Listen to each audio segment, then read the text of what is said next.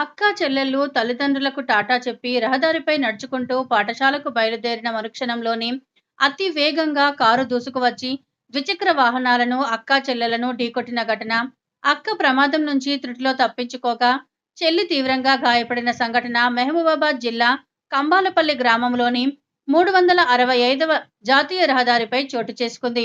గ్రామానికి చెందిన సందు సురేష్, సునీతల దంపతుల పెద్ద కూతురు జ్ఞాత్విక, చిన్న కూతురు చారులికలు తమ తల్లిదండ్రులకు టాటా చెప్పి ఇంటి నుండి నడుచుకుంటూ పాఠశాలకు బయలుదేరిన కొన్ని క్షణాలలోనే కారు రూపంలో ప్రమాదం దూసుకువచ్చి రహదారి పక్కనున్న 2 ద్విచక్ర వాహనాలను ఢీకొట్టిన అనంతరం అక్కా చెల్లెలను ఢీకొట్టిన ఘటనలో చెల్లెలు చారులిక తీవ్రంగా గాయపడి పరిస్థితి విషమించింది. ఈ ప్రమాదంలో అక్క జ్ఞాత్విక సమయస్ఫూర్తితో వ్యవహరించి ప్రమాద బారి నుంచి త్రుటిలో తప్పించుకుంది. గ్రామస్తులు తీవ్రంగా గాయపడిన చారులికను హుటాహుటిన మహబూబాబాద్ జిల్లా ఆసుపత్రికి తరలించి చికిత్స చేయిస్తున్నారు.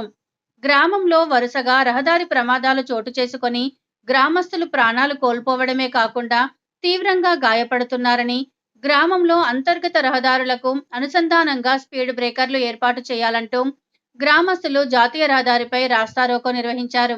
గ్రామస్తుల రాస్తారోకోతో రహదారిపై ఇరువైపులా వాహనాలు నిలిచిపోయి రాకపోకలు స్తంభించాయి. గ్రామస్తులకు పోలీసులకు వాగ్వివాదంతో స్వల్ప తోపులాట చోటు చేసుకుంది. టైంకు పోతారు, నేను ఇంటికాడ ఉన్న రోజు తీసుకొని పోతా. అయితే నాకు వేరే పని ఉండి చేనుకాడికి పోయినా.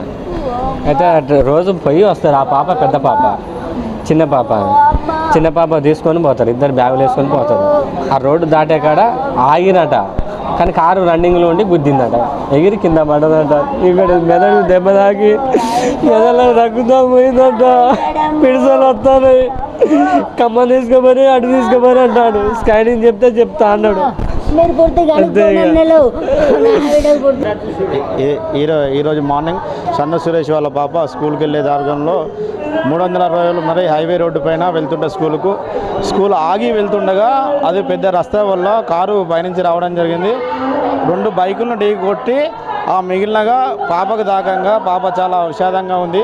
దీనికి న్యాయం మీరే మాట్లాడాలి. మా ఊర్లో ఎవరికి చెప్పినా, ఏ పెద్దవాళ్ళకి చెప్పినా ఎవరు పట్టించుకుంటలేరు.